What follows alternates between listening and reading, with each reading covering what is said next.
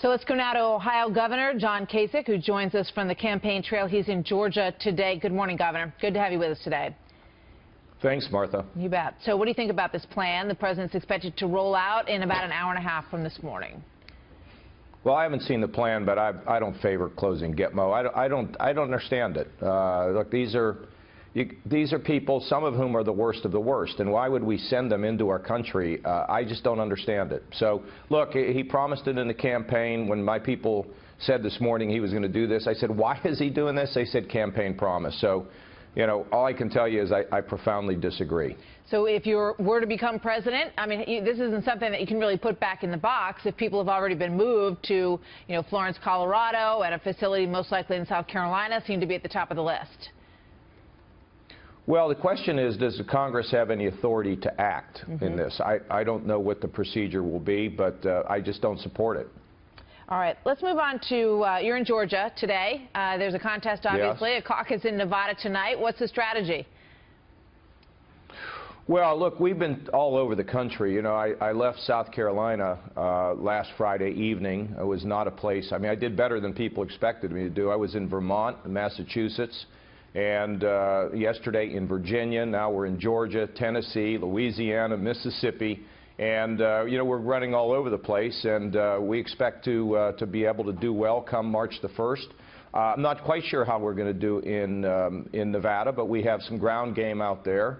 The caucuses are a different animal, so we're really looking forward to the 1st of March. And look, I got great crowds. I had you know, over 1,000 people just last night at Virginia Commonwealth in Richmond, and it's just been amazing. And people are begging me, they're telling me stuff, Martha, you wouldn't believe. I mean, deep in personal issues about their families, and saying you're the guy that's offering us the hope, and the buzz and the strength of the crowds are just pretty remarkable. So we just keep moving forward. You know, I mean, there's no doubt, Governor Kasich, that you have gotten a lot more attention over the last few weeks. Yeah. And you have seen these really, I think, touching moments on the campaign trail where you're connecting with voters out there. You've taken sort of, you know, the nicer path. You say you don't want to go after your opponents in this race. But, you know, people look at the numbers and they say, you know, the timeline is moving very quickly here. Donald Trump could easily have this thing wrapped up by the middle of March when you look at the delegate numbers. He's ahead of you in your own home state of Ohio. And, you know, are you going to look back at this and say, gee, you know, we didn't go about this the right way? Yeah. Well, no. First of all, Martha, I didn't get any attention until after New Hampshire. I barely was a blip. And since that time, you know, I beat Hillary Clinton by more than any Republican by 11 points. I will beat Donald Trump in Ohio. I mean, it's all within the margin of error. We'll be fine in Ohio. And what we need to do is be able to have a respectable finish and be able to accumulate delegates as we move forward.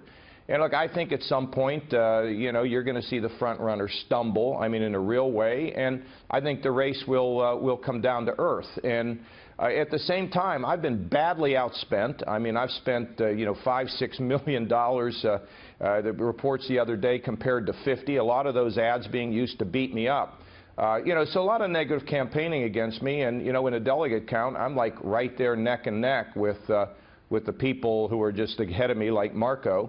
And we're just going to keep plugging, Martha. And look, this is the first time the people of this country get a chance to hear about my head and the things I want to do to grow jobs, and also the first time for them to understand my heart.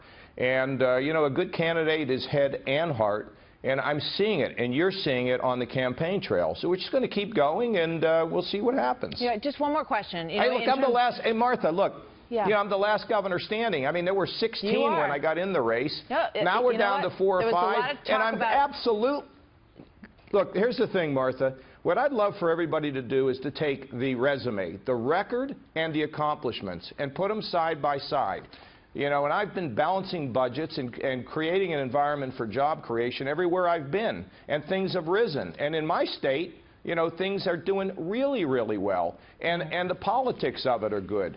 So, you know, we just got to keep going. All right. Time may not be on your side, but we will see, as you say.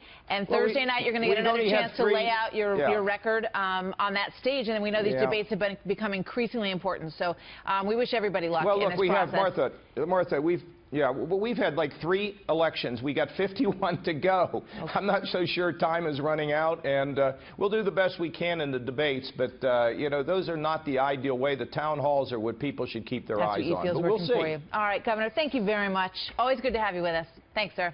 All right, Martha, thank you.